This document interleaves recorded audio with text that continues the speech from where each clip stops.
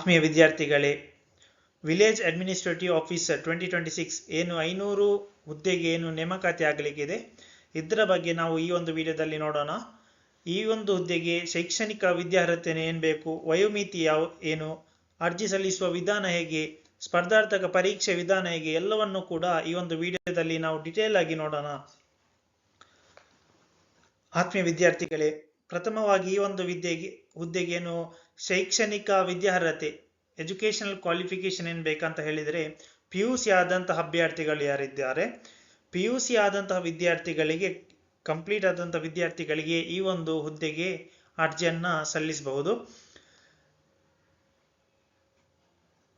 ಹಾಗೂ ಈ ಒಂದು ಹುದ್ದೆಯ ವಯೋಮಿತಿ ಏನು ಅಂದ್ರೆ ಏಜ್ ಲಿಮಿಟ್ ಎಷ್ಟು, ಈ ಒಂದು ಹುದ್ದೆಗೆ ಮಿನಿಮಮ್ ಆಗಿ 18 ಇಯರ್ಸ್ ಆಗಿರ್ಬೇಕು. ಮಿನಿಮಮ್ ಅಂದ್ರೆ 18 ವರ್ಷ ತುಂಬಿದಂತಹ ಅಭ್ಯರ್ಥಿಗಳು ಯಾರಿದ್ದಾರೆ ಈ ಒಂದು ಹುದ್ದೆಗೆ ಅರ್ಜಿ ಸಲ್ಲಿಸಲು ಅರ್ಹರಾಗಿ ಇರ್ತೀರಾ. ಹಾಗೂ ಈ ಒಂದು ಹುದ್ದೆಯಲ್ಲಿ ಮ್ಯಾಕ್ಸಿಮಮ್ ಏಜ್ ಲಿಮಿಟ್ ಎಷ್ಟು, ಗರಿಷ್ಠ ವಯೋಮಿತಿ, ಸಾಮಾನ್ಯ ಅರ್ಹತೆ ಅಭ್ಯರ್ಥಿ ಅಂದ್ರೆ ಜನರಲ್ ಕ್ಯಾಟಗರಿಯಲ್ಲಿ ಯಾರು ಬರ್ತಾರೆ ಅವರಿಗೆ 35 ವರ್ಷ ಮ್ಯಾಕ್ಸಿಮಮ್. ಈ 35 ವರ್ಷ ದಾಟಿದವರು ಈ ಹುದ್ದೆಗೆ ಅರ್ಜಿ ಹಾಕಲಿಕ್ಕೆ ಆಗೋದಿಲ್ಲ. ಅವಾಗ ಅಂದ್ರೆ category 2B, 2A, 3A, 3B ಅಭ್ಯರ್ಥಿಗಳಿಗೆ 38 ವರ್ಷದವರೆಗೆ ರಿಲ್ಯಾಕ್ಸೇಷನ್ಸ್ ಇದೆ. ಹಾಗೂ ಪರಿಚಿತ ಜಾತಿ, ಪರಿಚಿತ ಪಂಗಡದ ಅಭ್ಯರ್ಥಿಗಳಿಗೆ 40 ವರ್ಷವರೆಗೆ ಈ ಒಂದು ಹುದ್ದೆಗೆ ಅರ್ಜಿಯನ್ನ ಸಲ್ಲಿಸಬಹುದು. ಈ ಒಂದು ಹುದ್ದೆಯ ಅರ್ಜಿ ಏನಿದೆ ಅದು ಕಳೆದ ಬಾರಿ KE ಅವರು ನಡೆಸಿದರಿಂದ ಈ ಒಂದು ಹುದ್ದೆ ke.kar.nic.in ನಲ್ಲಿ ವೆಬ್ಸೈಟ್ ಅಲ್ಲಿ ನಿಮಗೆ ಮತ್ತೆ ಅರ್ಜಿ ಸಲ್ಲಿಸಲಿಕ್ಕೆ ಅವರು ಅವಕಾಶ ಮಾಡಿ ಕೊಡ್ತಾರೆ. ಈ ಒಂದು ಹುದ್ದೆಗೆ ಸಿಲೆಬಸ್ ಅಂದ್ರೆ ಪರೀಕ್ಷೆ ಪ್ಯಾಟರ್ನ್ ಹೇಗಿರುತ್ತೆ ಅಂತ ನೋಡೋಣ. ಈ ಒಂದು ಹುದ್ದೆಗೆ ಪ್ರಥಮವಾಗಿ ಕಡ್ಡಾಯ ಕನ್ನಡ ಭಾಷಾ ಪರೀಕ್ಷೆ ಅಂತ ಇರುತ್ತೆ. ನೀವು ಆಲ್ರೆಡಿ ಬೇರೆ KE ನಡೆಸಿದಂತಹ ಬೇರೆ ಪರೀಕ್ಷೆಯಲ್ಲಿ ಕಡ್ಡಾಯ ಕನ್ನಡ ಭಾಷಾ ಪರೀಕ್ಷೆ ಕ್ಲಿಯರ್ ಮಾಡಿದ್ರೆ ನಿಮಗೆ ಈ ಎಕ್ಸಾಮ್ ಅಲ್ಲಿ ಕಡ್ಡಾಯ ಕನ್ನಡ ಬರೆಯುವಂತ ಯಾವುದೇ ಅವಶ್ಯಕತೆ ಇಲ್ಲ. ಈ ಒಂದು ಹುದ್ದೆಗೆ ಯಾರು ಹೊಸದಾಗಿ ಕಡ್ಡಾಯ ಕನ್ನಡ ಪರೀಕ್ಷೆ ಪಾಸ್ ಮಾಡಲಿಲ್ವೋ ಅವರು ಮಾತ್ರ ಈ ಒಂದು ಪರೀಕ್ಷೆ ಅಟೆಂಡ್ ಮಾಡಬೇಕಾಗುತ್ತೆ.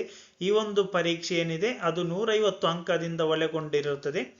ಅದರಲ್ಲಿ ನೀವು ಕೇವಲ 50 ಅಂಕ ಪಡೆದರೆ ಸಾಕು, ನೀವು ಈ ಹುದ್ದೆಗೆ ಅರ್ಹರಾಗ್ತೀರಾ. ಆದ್ರೆ ಈ ಹುದ್ದೆಯ ಈ ಪರೀಕ್ಷೆ ಏನು ಅಂಕ ಇದೆ ಇದು ನಿಮ್ಮ ಅಂತಿಮ ಮಾರ್ಕ್ಗೆ ಆಡ್ ಆಗೋದಿಲ್ಲ. ಇದು ಕೇವಲ ಒಂದು ಕ್ವಾಲಿಫೈಯಿಂಗ್ ಪೇಪರ್ ಅಷ್ಟೇ. ಇದರಲ್ಲಿ ಪಡೆದಂತ ಯಾವುದೇ ಅಂಕ ಕೂಡ ನಿಮ್ಮ ಮಾರ್ಕ್ಸ್ಗೆ ಆಡ್ ಆಗುದಿಲ್ಲ. ಇದು ನೀವು ಕೇವಲ ಕ್ಲಿಯರ್ ಮಾಡ್ಲಿಕ್ಕೆ ಇರುವಂತಹದ್ದು. ಇದು ಕ್ಲಿಯರ್ ಆದ್ರೆ ನಿಮ್ಗೆ VA ಮುಖ್ಯ ಪರೀಕ್ಷೆ ಏನಿದೆ ಅದನ್ನು ಬರೀಲಿಕ್ಕೆ ನೀವು ಅರ್ಹರಾಗ್ತೀರಾ. ಇನ್ನು ಮೈನ್ ಎಕ್ಸಾಮ್ ಏನಿದೆ VAO ಇದು, ಅದರ ಎಕ್ಸಾಮ್ ಪ್ಯಾಟರ್ನ್ ಹೇಗಿರುತ್ತೆ ವಿದ್ಯಾರ್ಥಿಗಳೇ, 2 ಪೇಪರ್ ಇರುತ್ತೆ. ಒಂದು ಬೆಳಗ್ಗೆ ಒಂದು ಪತ್ರಿಕೆ ಒಂದಿರುತ್ತೆ, ಸಂಜೆ ಪತ್ರಿಕಾ 2 ಕಮ್ಯುನಿಕೇಶನ್ ಪೇಪರ್ ಇರುತ್ತೆ. ನಾವು ಡಿಟೇಲ್ ಆಗಿ ಸಿಲೆಬಸ್ ಅನ್ನ ನೋಡೋಣ. ಪೇಪರ್ 1 ನಲ್ಲಿ ಸಾಮಾನ್ಯ ಜ್ಞಾನ ಇರುತ್ತೆ, ಅಂದ್ರೆ 100 ಮಾರ್ಕ್ಸ್ ಇದು ಕ್ವಶನ್, ನಿಮ್ಗೆಲ್ಲ ಗೊತ್ತಿದೆ. 2 ಗಂಟೆ ಡ್ಯೂರೇಷನ್ ಇರುತ್ತೆ, 2 ಅವರ್ಸ್ ಟೈಮಿಂಗ್ಸ್ ಇರುತ್ತೆ. ಸಾಮಾನ್ಯ ಜ್ಞಾನ ಇರುತ್ತೆ ಅಂದ್ರೆ GK ಇರುತ್ತೆ, ಮತ್ತೆ ದೈಹಿಕ ಅಂದ್ರೆ ಕರೆಂಟ್ ಅಫೇರ್ಸ್ ಇರುತ್ತೆ. ಸಂವಿಧಾನ ಇರುತ್ತೆ, ಭಾರತದ ಸಂವಿಧಾನ ಕಾನ್ಸ್ಟಿಟ್ಯೂಷನ್ ನಿಮ್ಗೆಲ್ಲ ಗೊತ್ತಿದೆ.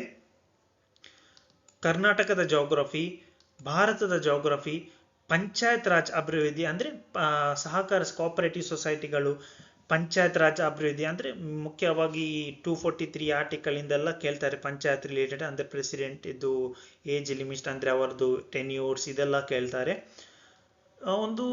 ನಿಮ್ಗೆ ಒಂದು 4 to 5 ಮಾರ್ಕ್ಸ್ ವರೆಗೆ ಬರುವಂತ ಚಾನ್ಸಸ್ ಇದೆ.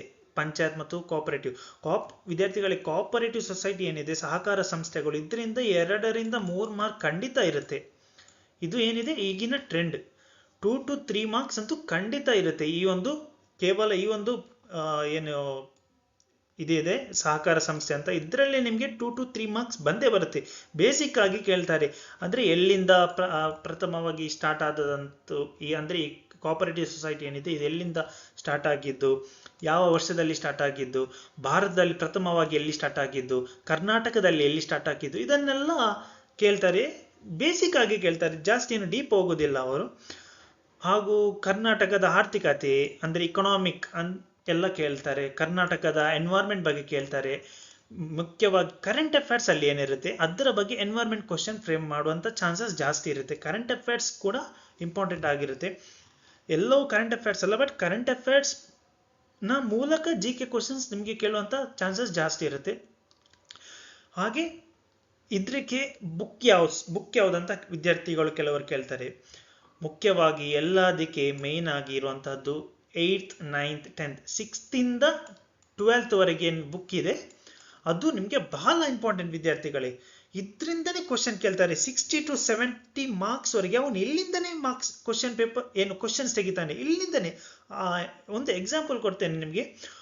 ನೀವು NCERT ಬುಕ್ಸ್ ಎಲ್ಲ ಓದುವಾಗ ಅಲ್ಲಿ ಸ್ಮಾಲ್ ಬಾಕ್ಸ್ ಮಾಡಿ ಒಂದು ಡಿಡ್ ಯು ನೋ ಅಂತ ಕೇಳಿರ್ತಾರೆ. ಕರೆಕ್ಟ್ ಆಗಿ ಅಬ್ಸರ್ವ್ ಮಾಡಿ, ಇಲ್ಲಿಂದಲೇ ಅವನು ಕ್ವಶನ್ ಕೇಳ್ತಾನೆ. ಅದೇ ಕ್ವಶನ್ ಪಿಕ್ ಅಂಡ್ ಡ್ರಾಪ್ ಮಾಡ್ತಾನೆ ಅವನು. So NCERT is the basic. ನೀವು 6th ಇಂದ 12th ವರೆಗೆ ಬೇಸಿಕ್ ಬುಕ್ ಓದಲೇಬೇಕು. ನಿಮಗೆ 60 to 70 ಮಾರ್ಕ್ಸ್ ಅಲ್ಲಿಂದಲೇ ಬರುತ್ತೆ. ಹಾಗೂ ಪೇಪರ್ 2 ಅಂದ್ರೆ ಸಂಜೆ ನಡೆಸುವಂತ ಪೇಪರ್ 2 ಕಮ್ಯುನಿಕೇಶನ್ ಸಂವಹನ ಪತ್ರಿಕೆ ಏನಿದೆ ಇದರಲ್ಲಿ ಸಾಮಾನ್ಯ ಕನ್ನಡ 35 ಮಾರ್ಕ್ ಇರುತ್ತೆ, ಇಂಗ್ಲಿಷ್ 35 ಮಾರ್ಕ್ ಇರುತ್ತೆ, ಕಂಪ್ಯೂಟರ್ 30 ಮಾರ್ಕ್ ಇರುತ್ತೆ. ಸಾಮಾನ್ಯ ಕನ್ನಡ ಅಂದ್ರೆ ಮಾರ್ಕೆಟ್ ಅಲ್ಲಿ ಕೆಲವು ಬುಕ್ಸ್ ಎಲ್ಲ ಇದೆ, ನಿಮಗೆ ಬೇಸಿಕ್ ಆಗಿ ಗೊತ್ತಿರಬೇಕು. ಸ್ಪೆಸಿಫಿಕ್ ಆಗಿ ಯಾವುದೇ ನಾವು ಮಾರ್ಕೆಟಿಂಗ್ ಮಾಡ್ತಾ ಇಲ್ಲ, ನಿಮಗೆ ಯಾವುದು ಹಿಡಿತದೆ. ತುಂಬಾ ಆಥರ್ ಇದ್ದು ಬುಕ್ಸ್ ಎಲ್ಲ ಅವೈಲೇಬಲ್ ಇದೆ. ಯಾವುದು ನಿಮಗೆ ಬೆಸ್ಟ್ ಅಂತ ಕಾಣಿಸುತ್ತೆ ಅದು ನೀವು ಬೈ ಮಾಡ್ಕೊಳ್ಳಿ. ನಿಮಗೆ ಬುಕ್ಸ್ ಇದ್ದು ನಾನೇನು ಡಿಸ್ಕ್ರಿಪ್ಷನ್ ಅಲ್ಲಿ ಲಿಂಕ್ ಹಾಕ್ತೇನೆ ಬೈ ಮಾಡ್ಲಿಕ್ಕೆ. ಒಳ್ಳೆ ಆಥರ್ ಇದು ಬುಕ್ಸ್ ಇದೆ, ಎಲ್ಲ ಸಬ್ಜೆಕ್ಟ್ ಇದ್ದು ಲಿಂಕ್ ಏನಿದೆ ಅದು ನಾನು ಇದೇ ವಿಡಿಯೋದ ಡಿಸ್ಕ್ರಿಪ್ಷನ್ ಅಲ್ಲಿ ಹಾಕ್ತೇನೆ. ಒಳ್ಳೆ ಆಥರ್ ಇದು ಬುಕ್ಸ್ ನೋಡಿ ಬೈ ಮಾಡಿ. ಸಾಮಾನ್ಯ ಇಂಗ್ಲಿಷ್ ಕೂಡ ನಮ್ದು ಒಳ್ಳೆ ಬುಕ್ಸ್ ಇದೆ. ಕಂಪ್ಯೂಟರ್ ಜ್ಞಾನ, ಕಂಪ್ಯೂಟರ್ ಸ್ವಲ್ಪ ಡೀಪ್ ಆಗಿ ನೋಡ್ಕೊಳ್ಳಿ, ಯಾಕೆಂದ್ರೆ ಇತ್ತೀಚೆಗೆ ಕಂಪ್ಯೂಟರ್ ಅಲ್ಲಿ ಬಹಳ ಕಾಂಪ್ಲಿಕೇಟೆಡ್ ಈ ಸಾಫ್ಟ್ವೇರ್ ರಿಲೇಟೆಡ್ ವರ್ಡ್ಸ್ಗಳು ಇಂಥದ್ರ ಬಗ್ಗೆ ಬಹಳ ಫೋಕಸ್ ಆಗಿ ಮಾಡ್ತಾನೆ. ಏನಿಲ್ಲ ಎಕ್ಸೆಲ್ ವರ್ಡ್ ಇದೆ, ಇದರ ಬಗ್ಗೆನೂ ಅವನು ಕೇಳ್ತಾನೆ.